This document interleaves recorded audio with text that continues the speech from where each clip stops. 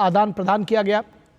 लेकिन बेहद महत्वपूर्ण रहा जो प्रधानमंत्री का ये दौरा है, शांति उस पूरे क्षेत्र में कायम करने के लिहाज से बेहद महत्वपूर्ण है। पहल बेहद महत्वपूर्ण रही है। मानवीय मदद, एग्रीकल्चर, फूड और कल्चरल कोऑपरेशन पर MOUs साइन हुए हैं, तो ये बेहद महत्वपूर्ण रहा है इस लिहाज से भी कि प्रधानमंत्री का यह दौरा यूक्रेन के बनने के बाद से, यूक्रेन के फॉर्मेशन के बाद से किसी भारतीय प्रधानमंत्री का पहला दौरा है। और ऐसे समय में जब यूक्रेन और रूस एक संघर्ष में उलझे हुए हैं, ये प्रतिनिधिमंडल स्तर की जो वार्ता है ये बेहद महत्वपूर्ण है। और जो प्रधानमंत्री का दौरा है इसको लेकर के बहुत जिसको कहते हैं कि दुनिया भर की निगाहें थी। और निश्चित तौर पर जो सारे मामले हैं जिनका हल एक दिन में कोई भी उम्मीद नहीं कर रहा था, लेकिन इस बात की उम्मीद ज़रूर की जा रही है कि धीरे धीरे करके इन तमाम मुद्दों पर आगे बढ़ा जा रहा है। और प्रधानमंत्री का ये जो दौरा था इससे शांति की तरफ एक स्टेप ज़रूर बढ़ने में मदद मिली है। और भारत यूक्रेन के बीच में तमाम जो समझौते हैं, MOUs हैं, उन पर दस्तखत हुए हैं। मानवीय मदद, एग्रीकल्चर, फूड और कल्चरल टाइज़ को लेकर के ये जो MOUs हैं वो साइन हुए हैं। मेडिसिन और ड्रग के लिए भी MOU साइन हुआ है।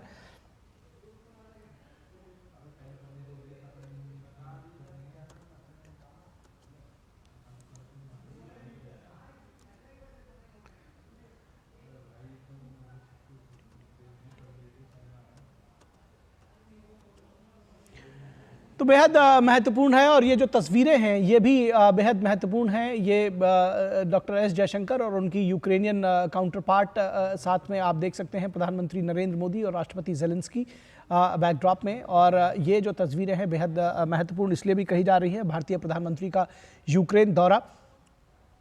और ये इस बात को साफ तौर पर समझा जा सकता है कि किस तरह से पूरी दुनिया, क्योंकि अब जिस तरह का ग्लोबल वर्ल्ड है उसमें जब कहा जाता है तो पूरी दुनिया किसी भी युद्ध से सीधे तौर पर परोक्ष या अपरोक्ष रूप से जुड़ी होती है। और जब हम कहते हैं कि भारत ग्लोबल साउथ की आवाज़ बनकर उभरा है, तो तमाम वो छोटे मुल्क, तमाम वो गरीब मुल्क जो अपनी आवाज़ यहाँ किसी एक बड़े फोरम पर नहीं रख सकते, भारत उनकी आवाज़ बनकर उभरा है। और तमाम वो सारे मुल्क, पूरी दुनिया इस युद्ध से प्रभावित हुई है। ऐसे में ये जो प्रधानमंत्री का दौरा रहा है वो बेहद महत्वपूर्ण है। प्रधानमंत्री इस बात को बार बार कहते रहे हैं कि ये युद्ध का काल नहीं हो सकता और रण क्षेत्र में, युद्ध भूमि से शांति की बात नहीं की जा सकती। और बार बार इस बात को उन्होंने रेखांकित किया है तमाम मुद्दों पर। और ये भी कहा है कि जो ये पूरा जो संघर्ष है इसको समाप्त करने के लिए, शांति की दिशा में आगे बढ़ने के लिए भारत अपनी भूमिका निभाने के लिए तैयार है। आपको याद होगा कि 9 अगस्त को प्रधानमंत्री नरेंद्र मोदी रूस के राष्ट्रपति से भी मिले थे। और उसके बाद 9 जुलाई को और 23 अगस्त यानी लगभग 1.5 महीने के बाद ये मुलाकात हुई है। तो उस पूरे सिस्टम को समझने की ज़रूरत है, किस तरह से जो कूटनीति है, जो रणनीति है, उस पर काम किया जा रहा है। तमाम जो लोग हैं, वार्ताकार हैं, वो भी इस पूरे मुद्दे पर कहीं ना कहीं एकजुट हैं कि ये जो संघर्ष है इसको कम किया जाना चाहिए, इसको ख़त्म किया जाना चाहिए, यही समय की मांग है। और इस बात को भी समझने की ज़रूरत है कि एक दिन में ही इस तरह के जो समझौते हैं, जो इस तरह की बातें हैं, वो मूर्त रूप नहीं लेती। और ऐसे में इस बात को भी समझा जाना चाहिए कि जो प्रधानमंत्री नरेंद्र मोदी का दौरा है, निश्चित तौर पर इस पर जो बातचीत हुई उनकी पहले, जैसा कि मैंने जिक्र किया कि 9 जुलाई को वो उन्होंने रूस के राष्ट्रपति से मुलाकात की थी और आज ज़ेलेंस्की से मुलाकात की। तो ये जो दौरा है इन दोनों के तनाव को किसी तरह से डिसेमिनेट करने के लिए, उसको कम करने के लिए, शांति की तरफ आगे बढ़ने के लिए एक काम करेगा। और यूक्रेन से हमारे साथ अरुण शर्मा और ज़्यादा बातचीत के लिए हमारे साथ बने हुए हैं। अरुण, क्या जानकारी देंगे दोनों देशों के प्रधानमंत्रियों के बीच में जो अभी डॉक्टर एस जयशंकर ने भी जानकारी दी, क्या जानकारी आप देंगे हमें? देखिए, बहुत ही आप कह सकते हैं सिग्निफिकेंट विजिट है और दुनिया भर की निगाहें इस विजिट के ऊपर है। जहाँ तक प्राइम मिनिस्टर नरेंद्र मोदी की विजिट जो यूक्रेन का दौरा है वहाँ की अगर बात की जाए तो देखिए मैसेज बहुत ही लाउड एंड क्लियर है। भारत भी एक तरह से इसी बात को कह रहा है कि इस जो यूक्रेन क्राइसिस है, यूक्रेन कॉन्फ्लिक्ट है, ये प्राइमरीली इसका जो आउटकम है, इसका जो सोल्यूशन है वो रणभूमि पे नहीं निकल सकता। शांति की प्रक्रिया के अंदर भारत जो भी कंट्रीब्यूट कर सकता है उसके लिए भारत आगे आ रहा है।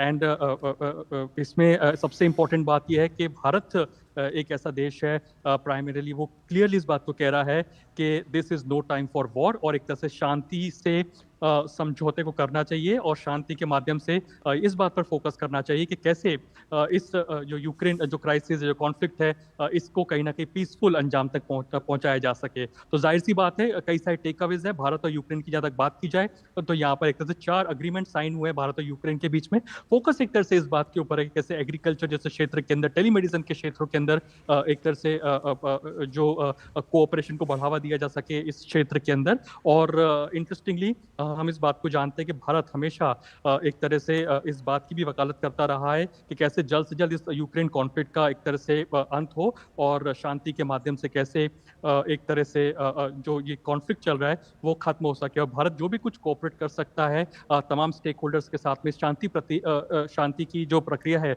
उसको बढ़ावा देने के लिए, तो उस पर भारत योगदान के लिए तैयार है। तो जाहिर सी बात है काफी इंपॉर्टेंट विजिट कही जाएगी प्राइम मिनिस्टर नरेंद्र मोदी की जो यूक्रेन को लेकर के यहाँ पर अभी हो रही है।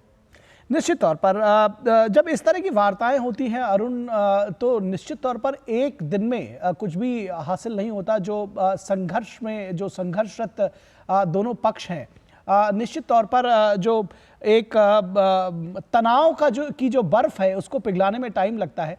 और अगर इसको ऐसे समझा जाए कि एक एक स्टेप फॉरवर्ड बढ़ते हैं ऐसे तमाम मुद्दों पर, उस लिहाज से प्रधानमंत्री की ये यात्रा सकारात्मक और इसको महत्वपूर्ण मानेंगे आप? कैसे कहें, देखेंगे इसको?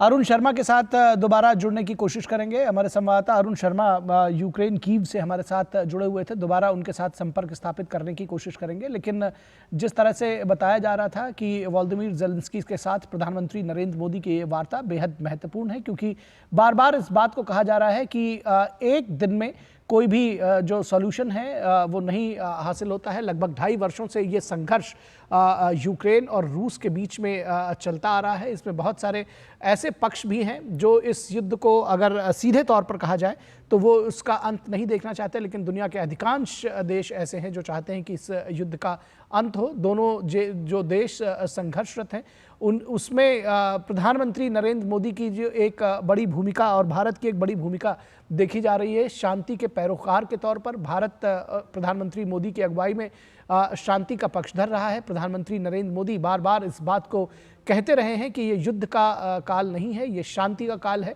और अभी कल उन्होंने पोलैंड में एक बार फिर इस बात को दोहराया है कि युद्ध क्षेत्र से शांति की बात नहीं की जा सकती। डायलॉग एंड डिप्लोमेसी वो बेहद ज़रूरी है। संवाद और कूटनीति से ही कोई भी हल निकाला जा सकता है। प्रधानमंत्री ने आज एक बार फिर इस बात को कीव में भी रीटरेट किया है। और इस बात को ऐसे भी समझने की ज़रूरत है कि जो एक तरह से तनाव की जो बर्फ़ है वो एक दिन में नहीं पिघलती, और ऐसे में बार बार इसके लिए जो प्रयास हैं वो जारी रखे जाएंगे। और एक एक वार्ता, एक एक बातचीत जो होती है